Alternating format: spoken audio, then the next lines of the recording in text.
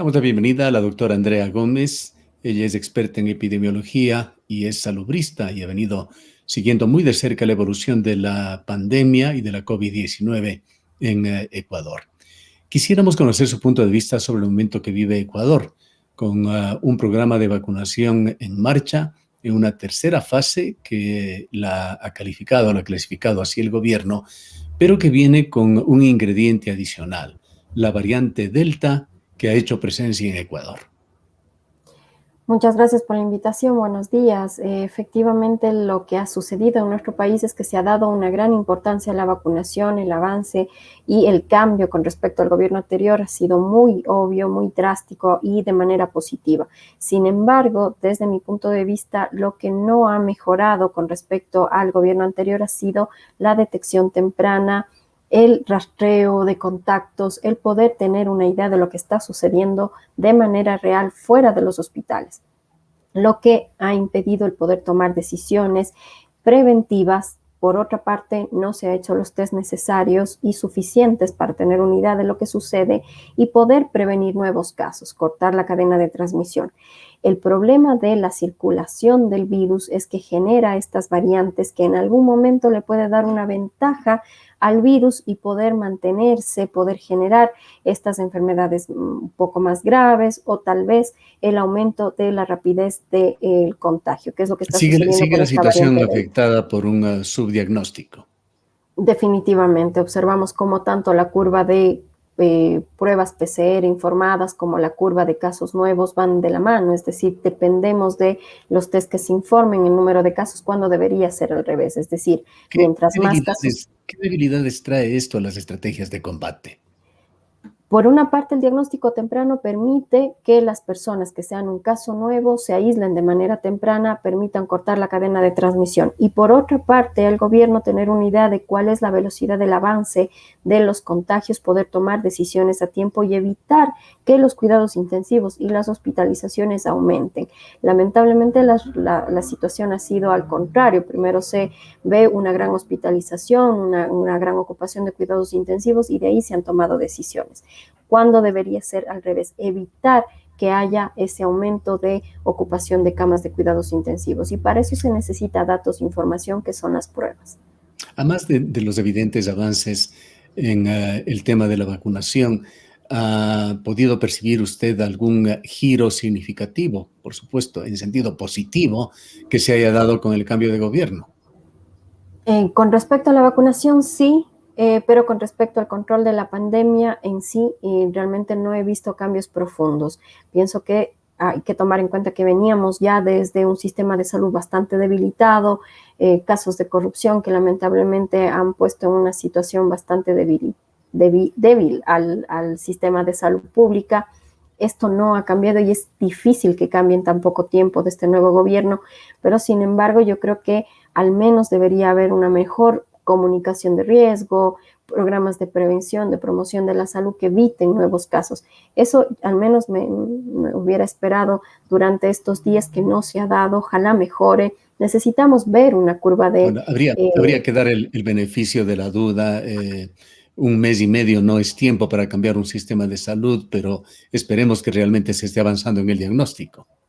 Esperemos que sí, que haya un aumento de test. No se ha observado este cambio tan drástico. Ojalá haya un aumento en las próximas semanas. Se habló el día de ayer la ministra de Salud de aumentar la capacidad diagnóstica. Ojalá se dé, ojalá sea así a nivel nacional para poder conocer qué es lo que está sucediendo. En cuanto a las cifras, ¿cómo mira usted el plan de vacunación, su avance? El plan de vacunación realmente ha avanzado bastante rápido, ha aumentado el número de vacunas que se colocan diariamente, pasamos de 30,000 en promedio a tener incluso un promedio de 50,000, luego aumentó ya un número de vacunas diarias incluso hasta 200,000, lo cual habla ya de un aumento de 4 veces más, 6 veces más de lo que se colocaba anteriormente, lo cual es muy positivo. Definitivamente es difícil dado que se necesitan 2 dosis por persona para llegar a las 9 millones de personas con las dosis completas. Yo creo que al menos tendríamos un gran avance hasta que se cumplan los 100 días del gobierno. Les quedan creo que aproximadamente un poco más de 50 días, lo cual, claro, hace que sea un poco más complejo el poder cumplir. Por otra parte, la llegada de vacunas no ha sido la esperada y eso ha pasado en todo el mundo. Yo creo que es una de las piedras en el camino que todos los países tienen. Pero, sin embargo, se ve un gran cambio. Las cifras globales, los indicadores son satisfactorios. De acuerdo con lo que se cerró la semana anterior, aproximadamente un 10% de los ecuatorianos han recibido ya las dos dosis y adicionalmente hay unos 3.700.000 ecuatorianos que al cierre de la semana pasada habían recibido la primera. ¿Es suficiente el avance como para cumplir la meta a fines de agosto que se cumplirían los 100 días? Eh, Definitivamente cuesta decir que sí cumplirán o que no cumplirán, pero se necesita avanzar mucho más rápido para poder llegar a cumplirlo. Yo creo que por el bien del país todos esperamos que se cumpla. Sin embargo, es una meta bastante grande la que se colocó este gobierno para poderlo cumplir en tan poco tiempo. Y yo creo que también con el avance que ha tenido hay que tomar en cuenta que debemos mantener todos los cuidados, uso de mascarilla, distanciamiento físico, lavado de manos, ventilación de espacios, independientemente de si me vacuné o no. Yo creo que esa comunicación ojalá también vaya mejorando y sea más fuerte en los próximos días y que se avance también más rápido con la vacunación, dado cómo se ha estado haciendo estas últimas semanas. Cuéntenos sobre la famosa variante Delta. ¿Qué significa su presencia? ¿Qué riesgos trae? En el caso de la variante Delta se ha visto sobre todo que es mucho más contagiosa que las variantes anteriores. Por ejemplo, la variante anterior hablábamos de que por cada persona que se haya contagiado probablemente se contagien 3. En este caso estamos hablando incluso de 5 a 8, lo cual aumenta esta probabilidad. Se ha visto cómo familias enteras se han contagiado con esta nueva variante, lo cual, claro, resulta preocupante a nivel internacional. Y en el caso de lo que sucedería en el futuro es que sería la variante predominante. En este momento, en países como Ecuador, Perú, Chile, la variante predominante es la variante andina, pero esta variante probablemente deje de ser la que más circula y pase a ser esta variante Delta. Otra preocupación que se tiene es que podría generar un mayor daño a nivel del cuerpo, es decir, podría generar un mayor efecto negativo en el organismo, por lo cual, claro, hay que evitar lo más posible nuevos casos para evitar estos efectos negativos. Por otra parte, también se ha observado que más personas jóvenes se han visto contagiadas por esta nueva variante y han presentado signos y síntomas y enfermedad grave.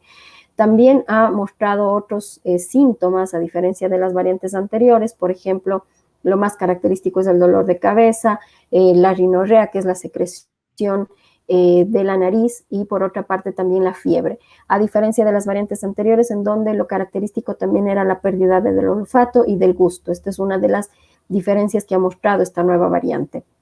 Sin embargo, las vacunas, todas las vacunas que se encuentran en uso dentro de nuestro país tienen un efecto sobre esta variante, un efecto protector, por lo que podemos hablar de que todas las vacunas todavía presentan este efecto. Lo que es muy importante es evitar que siga circulando el virus, evitar que mute, y eso lo hace cuando hay una libre circulación, es decir, todavía hay personas que se contagian y esto podría darle alguna ventaja en algún momento al virus, como lo hemos visto ahora. En esto es importante determinar de la manera más objetiva qué grado de tranquilidad pueden tener las personas que ya se han vacunado, que han recibido su dosis completa. Esto refiriéndose no solamente a posibilidades de contagio de sí mismo, de la persona vacunada, sino también a las posibilidades de ser vectores, transmisores del virus a terceros. Definitivamente hay que tomar en cuenta que ninguna vacuna evita al 100% el contagio hasta el momento, sobre todo hasta que no alcancemos esta inmunidad de rebaño, deje de circular el virus y ya no se pueda transmitir de persona a persona. En este momento, independientemente de si me vacuné o no, todavía se puede transmitir el virus. Puede que una persona presente alguna enfermedad leve, en menor probabilidad una enfermedad grave y casi sobre un 90% de disminución del riesgo de mortalidad. Sin embargo, todavía se puede contagiar, por lo que la mejor recomendación es mantener todos los cuidados, y si es que tengo dudas de ser un contagio, mantener los cuidados dentro de casa, y si es posible autoaislarme hasta tener un diagnóstico definitivo. Es muy importante tener en cuenta que independientemente de si me vacuné o no, todavía puedo transmitir el virus incluso a personas que no se han vacunado, por lo que es indispensable mantener todos los cuidados y no dejarnos llevar por esa falsa sensación de seguridad de que estamos 100% protegidos, porque todavía podemos contagiar. Escuchamos en forma muy consecuente a los expertos en el tema de que no hay mejor vacuna o que la mejor vacuna es aquella que existe, que está disponible, pero nos preocupa también informaciones que van surgiendo poco a poco en el mundo científico, también en los medios de comunicación, como por ejemplo lo que se publicó el día de ayer en los Estados Unidos, advertencias de la FDA, la Agencia de Drogas y Alimentos, advirtiendo sobre vínculos entre la vacuna de Johnson y Johnson, la vacuna Janssen y el síndrome Guillain-Barré. Bueno, hay que tomar en cuenta que estos casos todavía siguen siendo muy pocos, y que la probabilidad y el riesgo de presentar una enfermedad grave con respecto a COVID y con respecto a un efecto secundario con la vacuna es incluso 36 veces más. Entonces hablamos de que la probabilidad de presentar Guillain-Barré es muy baja aún, y de lo que se ha comentado todavía sigue en investigaciones. Ojalá pronto ya tengan una resolución definitiva, sobre todo de la probabilidad y el riesgo que podría presentar. Todas las vacunas, absolutamente todas, presentan una probabilidad de un efecto secundario, igual que todos los medicamentos, pero siempre esta probabilidad tiene que ser muy baja para que la vacuna siga distribuyéndose en un país, en un lugar, en el mundo entero. Y esto va también de la mano de los medicamentos. El momento que se observa que el efecto secundario sobrepasa el efecto de beneficio, se deja de utilizar y se saca del mercado este tipo de medicamentos o de vacunas. En el caso de las vacunas, todavía han mostrado que su efecto beneficioso sobrepasa cualquier tipo de efecto secundario. Hemos escuchado, doctora Gómez, los altos índices de eficiencia y de efectividad de las vacunas chinas, pero asimismo otras informaciones y de muy buenas fuentes que dan cuenta de ciertas situaciones difíciles de explicar. Me refiero al uso de la vacuna Sinovac, que ha sido intensa en países como el que usted conoce, Chile, en Mongolia, en Bahrein, en las islas Seychelles, en donde con un alto porcentaje de vacunación de la población, que me parece que en todos estos casos ha superado el 50%, se registran todavía altas tasas de contagio. Lo que ha sucedido en el caso de la vacuna Sinovac, por ejemplo, es que en los países que ha comentado no han ido de la mano con otras acciones preventivas para evitar nuevos casos. En el caso de lo que se ha observado, por ejemplo, en Chile, la mayor parte de personas que se encuentran en cuidados intensivos son personas que no se han vacunado o que no han recibido sus dosis completas.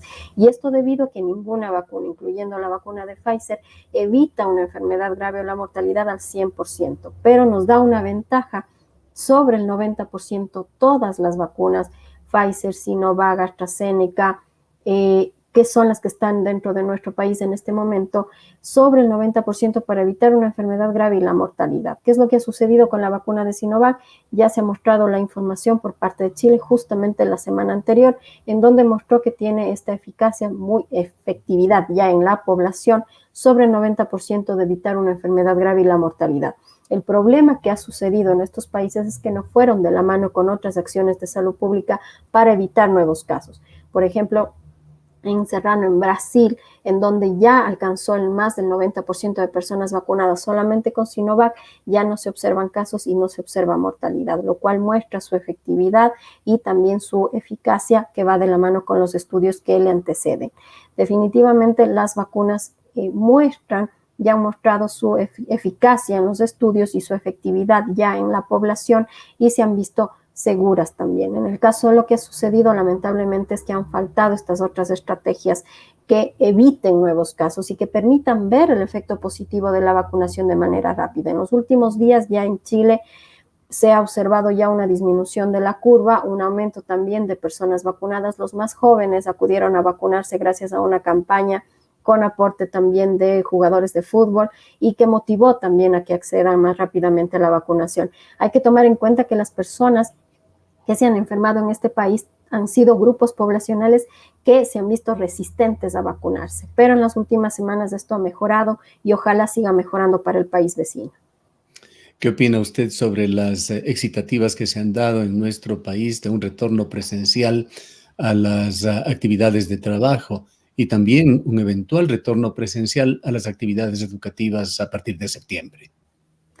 En el caso de nuestro país hay que tomar en cuenta que la situación epidemiológica es diferente. Ojalá haya ese análisis más profundo y cuál es la probabilidad que yo tengo, por ejemplo, en Cuenca, en Quito, en Guayaquil, de contagiarme. Y dependiendo de eso, tomar en consideración cuáles son las actividades que podrían ya abrirse o no. En el caso del regreso a clases y el retorno a clases, los niños, adolescentes, jóvenes necesitan regresar por salud tanto mental como por su desarrollo psicoemocional y también por el desarrollo de sus habilidades. Sin embargo, yo pienso que debe ir de la mano con un buen análisis epidemiológico y cuál es su probabilidad de riesgo de contagiarse. Hay que tomar en cuenta que si bien la probabilidad de un efecto grave en estos grupos etarios es bajo, existe una probabilidad. Por lo tanto, hay que cuidarlos también. Pienso que una de las debilidades que hemos tenido, no solamente en Ecuador, sino en el mundo, ha sido descuidar este grupo etario y no brindarles esa oportunidad de poder retornar. Se abrieron moles, se abrieron cines, se abrieron incluso algunos locales para los adultos. Pero ¿qué pasó con los niños? ¿Por qué no se pensó en el retorno a clases de manera temprana, pero conjuntamente con acciones de prevención y de vigilancia epidemiológica?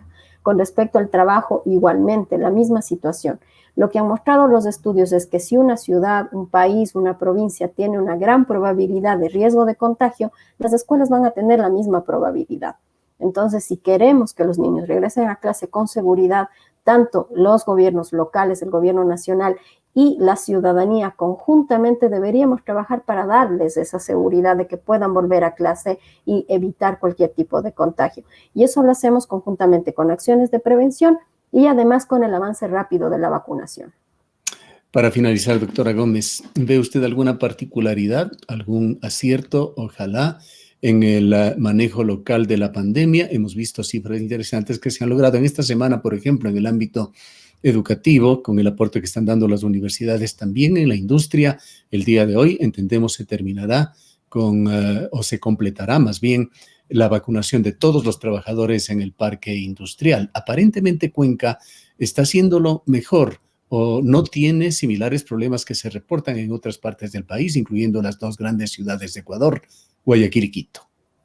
Definitivamente Cuenca, incluso desde el uso de mascarilla, fuimos una de las primeras ciudades en adherencia al uso de mascarilla, a los cuidados, a todas las medidas de bioseguridad y también en la vacunación. Yo creo que la forma, el orden en el que se ha venido dando este proceso ha sido también uno de los ejemplos a nivel nacional. Esperemos que continúe así.